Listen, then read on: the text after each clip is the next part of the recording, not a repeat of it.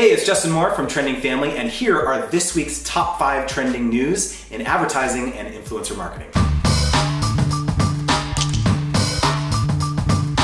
So Walmart has a tech incubator. It's called Store Number 8, and they're out with their first experiment. It's called Jetblack. It's like a concierge style service for requesting stuff and getting it really quickly.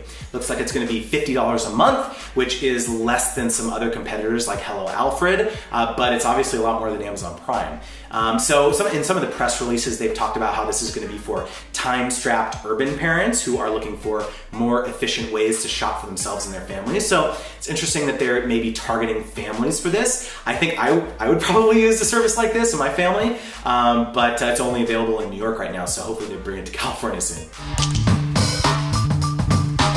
So TechCrunch had a great article about some updates coming to the Facebook Messenger Kids app, which will no longer require the kids' parents to be friends too. And the author talked about how it solves one of the problems with the app's earlier design, where it operated more like an extension of a parent's own social circle instead of one for their kid. And of course, parents are still gonna have to approve all the contacts that their kids add, but Facebook is hoping that this will help the app grow. It's currently only got about 500,000 installs. You know, Facebook has taken a lot of flack for Facebook Kids, right? Especially with all the recent privacy issues that they've experienced. And they've assured that they won't convert kids' accounts to regular Facebook accounts once they reach 13, but a lot of parents are still on the fence.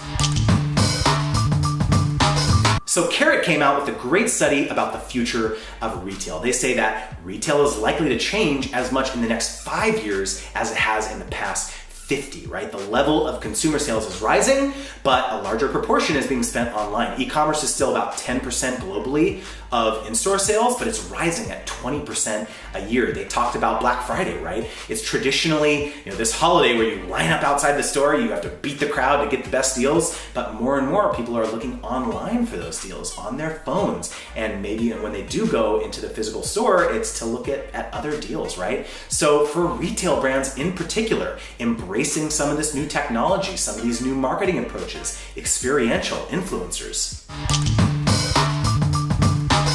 As Toys R Us disappears, some big retailers are already racing to grab that toy market share.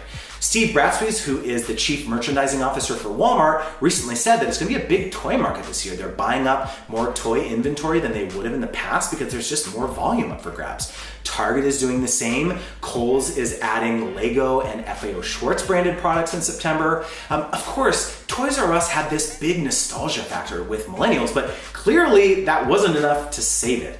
So it will be interesting to see if these other retailers are hoping that toys are going to add to their bottom line, or if it's going to bring consumers in the door to drive sales for other products.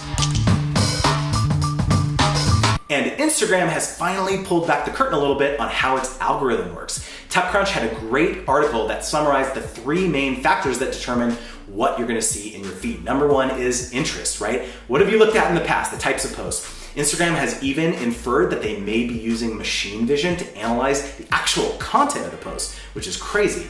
Number 2 is recency. So how recently was that post share? They're gonna prioritize recent posts over older ones. And the last one is relationships, which is interesting.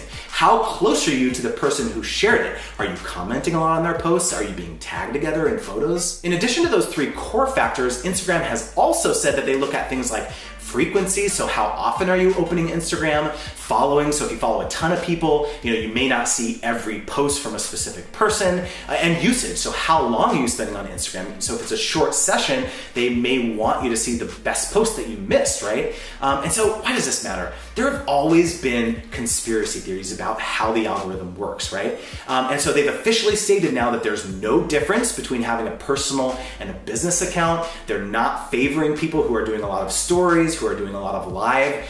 I really would encourage you to read the whole article in detail because for those of us who do this for a living, I think it's really important to align your content strategy with Instagram's stated best practices.